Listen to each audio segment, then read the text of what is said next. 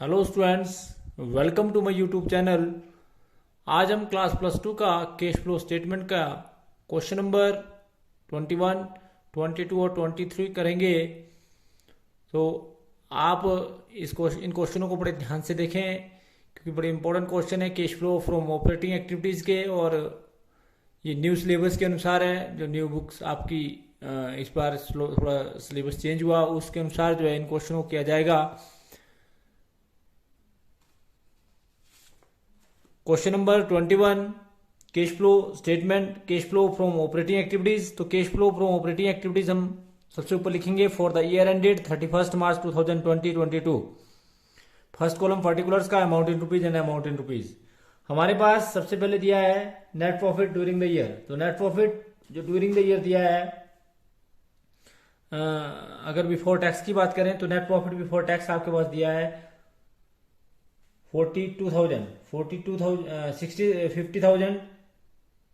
क्योंकि आप सभी जानते हैं कि हमारे पास जो नेट प्रॉफिट दिया है वो दिया है 42,000, और इसमें जो है हमारे पास 8,000 की जो है वो फाइनेंशियल कॉस्ट दी है। तो फाइनेंशियल कॉस्ट जो है वो इसमें आप ऐड कर देंगे, तो 42,000 प्लस 8,000, दैट मीन्स की फाइनेंशियल कॉस्ट को जो है ऐड कर दिया जाएगा, और जो वैल्यू आएगी वो आएगी 50,000 की। तो 50,000 जो है हमारे पास आया क्या जी, नेट प्रॉफिट बिफोर टैक्स। अगर आप आफ्टर टैक्स लेंगे तो आप इसमें सबसे पहले टैक्स ऐड करेंगे, फिर फाइनेंशियल कॉस्ट ऐड करेंगे, तो जो आपके पास वैल्यू आई वो आई जी आपकी 50,000। उसके बाद ऐड करेंगे डेप्रिसिएशन, जो हमारे पास डेप्रिसिएशन दिया हुआ है इसमें वो दिया है जी 20,000 का। तो 20,000 जो आप इसमें डेप्रिसिएशन ऐड करेंगे, डेप्रिसिएशन ऐड करने के बाद जो हमारे पास वैल्यू आई वो आया जी operating profit before change in working capital. Operating profit before change in working capital, और ये हमारे पास जो वैल्यू आई वो आई जी 70,000 की। 70,000 की हमारे पास ये वैल्यू आई। तो operating profit before change in working capital जो है हमारे पास 70,000 आया। उसके बाद हम ऐड करेंगे इसमें increase in current liability, add करेंगे आप इसमें इंक्रीज इन करंट लाइबिलिटी। यदि कोई डिक्रीज होता है करंट असेट में तो उसको भी आप ऐड करते, परंतु हमारे पास डिक्रीज इन करंट असेट कोई नहीं है, तो हम इंक्रीज इन करंट लाइबिलिटी करेंगे, जिसमें हमारे पास है आउटस्टैंडिंग एक्सपेंसेस। तो आउटस्टैंडिंग एक्सपेंसेस जो हमारे पास हैं, जो हमारे पास यहाँ क्लियर दिए हैं कि आउटस्टैंडिंग एक्सपेंसेस जो है इम्प्लाई बेनिफिट आउटस्टैंडिंग एक्सपेंसेस हैं, वो आपके 2,000 के थे और 3,000 हो गए। तो दैट मीन्स की जो इसका डिफरेंस है वो है 3,000 माइनस 2,000, वही आपके पास है 1,000। तो 1,000 जो है आप इसको ऐड कर देंगे। ऐड करने के बाद 1,000 ही इसकी वैल्यू है और कोई वैल्यू है नहीं, तो 1,000 ऐड करने के बाद आप इसको लिखेंगे 71,000। तो 71,000 जो हमारे पास आया। उसके बाद हम इसमें से लेस करेंगे इंक्रीज इन करंट असेट, क्योंकि आप सभी जानते हैं डिक्रीज इन करंट असेट कोई नहीं है। इंक्रीज इन करंट असेट में सबसे पहले है ट्रेड रिसीवल। ट्रेड रिसीवल जो है वो डिक्रीज हुए, इंक्रीज हुए 36,000 माइनस 33,000। तो 36,000 में से 33,000 घटाए तो ये आपके पास आया माइनस का 3,000, क्योंकि आप सभी जानते हैं कि ये लेस करना है तो इसको हम माइनस की वैल्यू लिखेंगे। उसके बाद ट्रेड रिसीवल के बाद है इन्वेंट्री। इन्वेंट्री भी जो है आपकी बढ़कर, इस बात का ध्यान रखें कि इन्वेंट्री जो आपकी बढ़ी वो बढ़ी जी 5,000 की, दैट मीन्स की 27 माइनस 22,000। तो इस प्रकार से ये इन्वेंट्री की वैल्यू लिखी आपने 5,000, ये भी माइनस आया। उसके बाद इन्वेंट्री के बाद आपके पास अगली जो वैल्यू है वो कोई प्रीपेड इंश्योरेंस की है। तो प्रीपेड इंश्योरेंस भी जो है इंक्रीज हुए, प्रीपेड इंश्योरेंस जो है वो 500 से इंक्रीज हुए। तो इसका मतलब है कि 5,500 माइनस 5,000, तो ये आपके पास माइनस में आया 500। उसके बाद आप जो है लेस करेंगे इसमें से डिक्रीज इन करंट लाइबिलिटी, जिसमें आउटस्टैंडिंग टैक्स है। तो आउटस्टैंडिंग इनकम टैक्स जो आपके पास है वो है 2,000 माइनस 3,000, दैट मीन्स की अगर आप 3,000 में से 2,000 घटाएंगे तो ये भी आपके पास माइनस में आया, दैट इज 1,000, माइनस का 1,000। इसी प्रकार से टैक्स ट्रेड पेबल्स, जो आपके ट्रेड पेबल्स हैं वो आपके पास 17,000 के 15,000 हुए, दैट मीन्स की 17,000 माइनस 15,000, दैट इज 2,000 जो है वो भी आपके माइनस क्या है। ठीक, इस प्रकार से आप टोटल कर देंगे। तो टोटल करने के बाद आपके पास जो टोटल आया वो आया जी 11,500 माइनस का। तो 11,500 माइनस का आया। यह है cash generated before income tax. तो cash generated before income tax आया 59,500 और इसमें से आप लेस करेंगे इनकम टैक्स पेड, जो आपने इनकम टैक्स पेड किया उसको लेस करेंगे, less income tax paid minus 10,000। तो बस आपके पास जो आंसर आएगा वो आएगा जी 49,500। तो ये था जी cash flow from operating activities का question number 21। Question number 22, cash flow from operating activities. Cash flow from operating activities में किस प्रकार से इसमें net cash flow from operating activities निकाला जाएगा।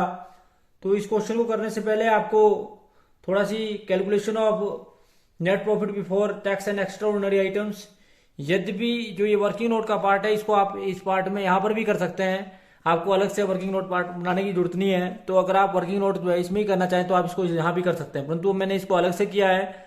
किस प्रकार से जो है वर्किंग नोट जो है हम बनाएंगे, calculation of cash net profit before tax and extraordinary items. तो हमारे पास सबसे पहले ऑपरेटिंग प्रॉफिट दिया हुआ है आफ्टर अप्रोप्रिएशन, जिसको बोलते हैं भी कुछ एक एडजस्टमेंट की जाएगी इसमें।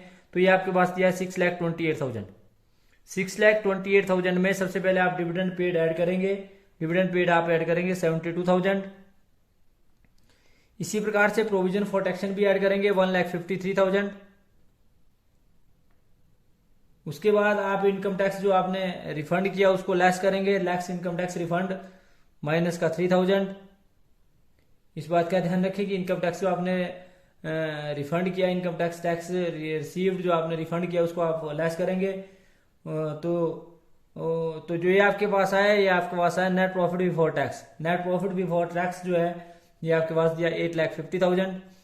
फिर आपके पास एक एक्स्ट्रा ऑर्डिनरी आइटम भी दी है, एक्स्ट्रा ऑर्डिनरी आइटम दी है कि insurance proceed from the finance family settlement. तो ये आपके पास फैमिली सेटलमेंट का जो है एक आपके पास एक्स्ट्रा ऑर्डिनरी आइटम्स भी दी है, तो इसको आप इसमें से लेस करेंगे। इस बात का ध्यान रखें कि जो ये वैल्यू आपके पास दी है insurance proceed from the family settlement, इसको आपने माइनस करना है। तो 1,00,000 रुपये आप इसमें से आपने माइनस किए, 1,00,000 जो आपने इसमें से डिडक्ट किए, और डिडक्ट करने के बाद जो वैल्यू आपके पास आई वो आपके पास आई net profit before tax and extraordinary item. Net profit before tax and extraordinary items जो आपके पास आई वो ये आई जी। इस प्रकार से इसकी वैल्यू को लिखेंगे net profit before tax and extraordinary item.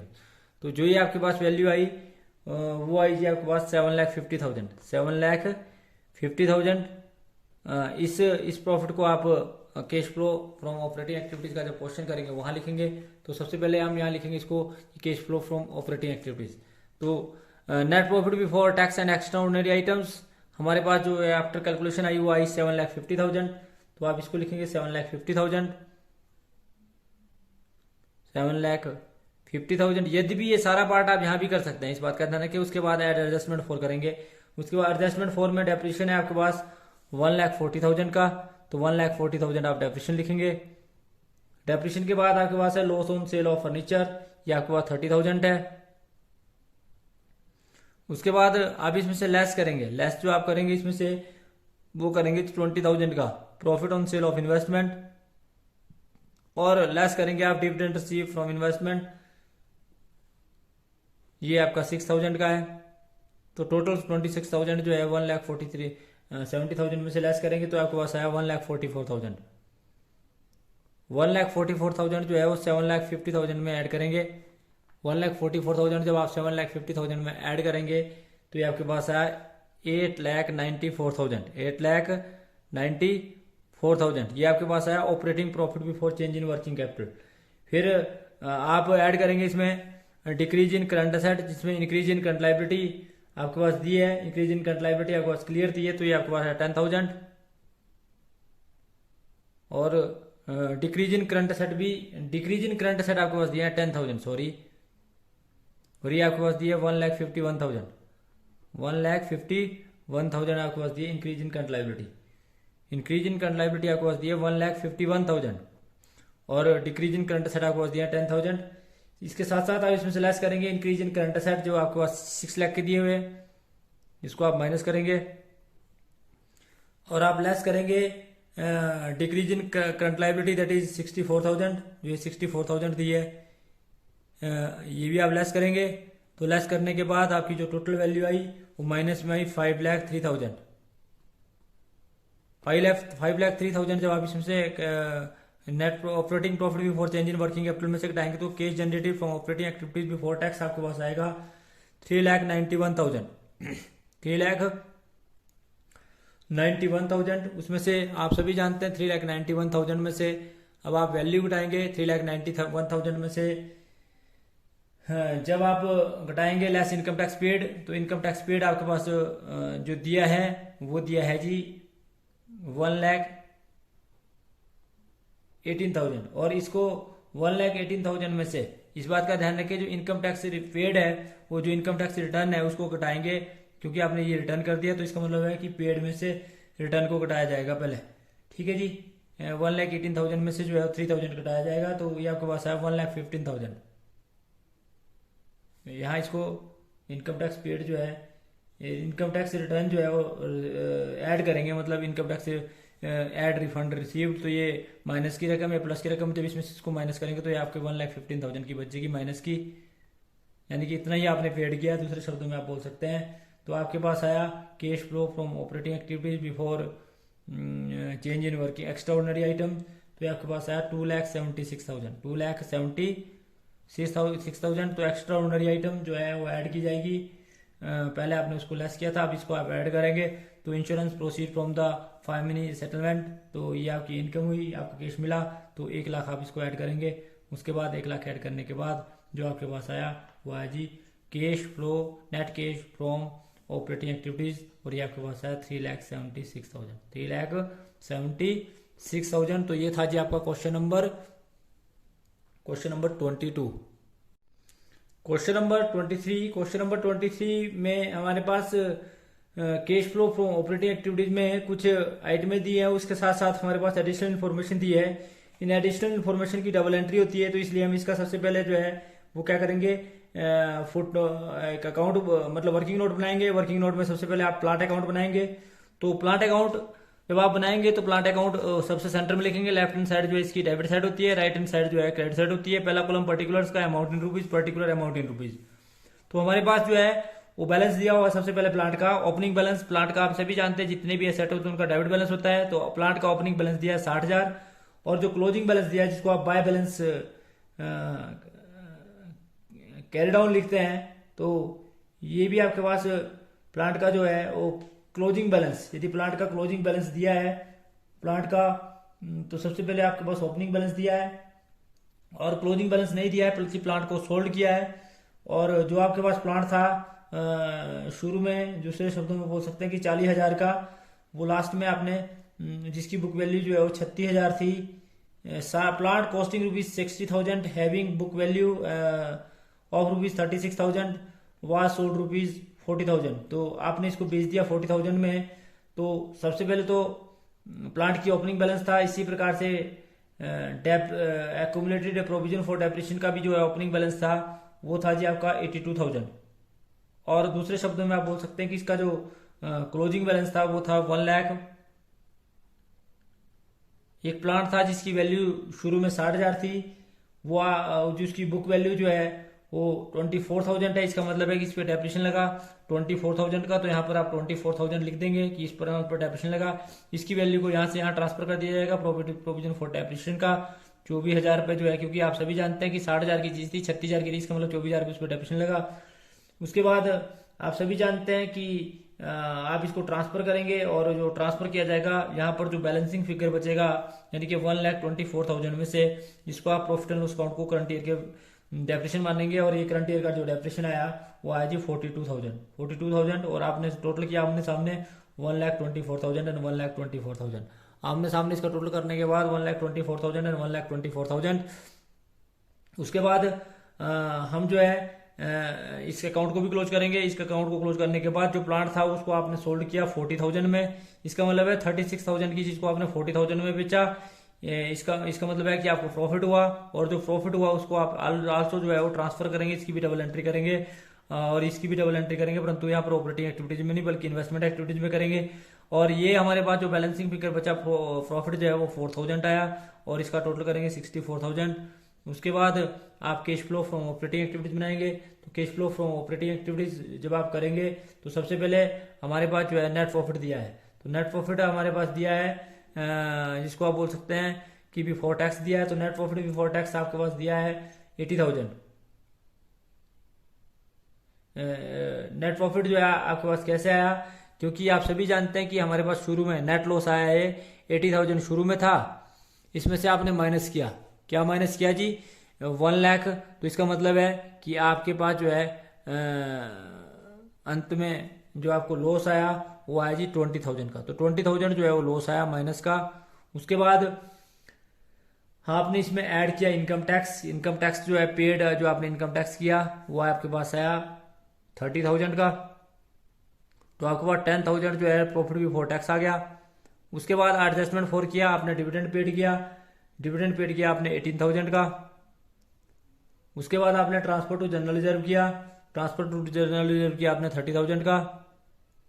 फिर आपने गुडविल रिटर्न ऑफ की, जो गुडविल आपकी राइट ऑफ हुई उसको आपने ऐड किया, वो है जी आपकी 5,000 की। और फिर आपने डेप्रिसिएशन भी ऐड किया, जो यहाँ से आया था आपके पास 42,000 बैलेंसिंग फिगर। यहाँ पर जो 42,000 उसकी डबल एंट्री करी 42,000, इसका आपने टोटल किया। और टोटल करने के बाद 47 प्लस 8 55